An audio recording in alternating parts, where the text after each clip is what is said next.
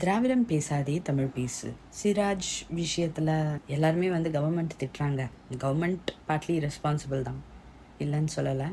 ஏன்னா ஒருத்தவங்க இல்லை, எல்லா பொலிட்டிக்கல் பார்ட்டிஸும் வடக்கன்ஸ்ன்ட்டு வடக்கன்ஸ் எனிமி ஆக்கியிருக்காங்க. இந்த ஹேட்ரட் வாங்கின கும்பல்லேருந்து நான் சொல்கிறேன், they are not the enemies. அவங்க ஒரு வில்லனை க்ரியேட் பண்ணாதான் அவங்க ஹீரோவாக இருக்க முடியும்.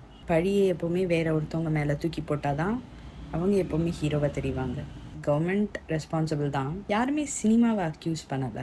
சினிமாவும் பாலிட்டிக்ஸும் பின்னி பிணைஞ்ச ஒரு திங். அந்த கமல்ஹாசன் ஒரு இன்டர்வியூவில் சொல்லியிருப்பாரு, சாதி கிடையாது, மதம் கிடையாது, அதுதான் உண்மை. இந்த விளக்கு அணைச்சாச்சுன்னா இங்கே ஜாதி கிடையாது.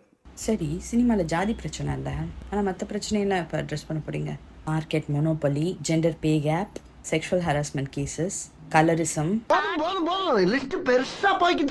குறிப்பாக ட்ரக் யூஸ் எக்கச்சக்கமாக இருக்குது. சுசித்ரா இன்டர்வியூவில் நிறைய சொல்லியிருப்பாங்க. வெள்ளித்தட்டில் வெள்ளை கோடுகள், அதெல்லாம் யாருமே அட்ரஸ் பண்ணலை. பாலிட்டிக்ஸ் ஆளுங்க உள்ளே பண்ணுறாங்க, பட் சினிமாக்காரங்களும் தான் ப்ராப்ளம்.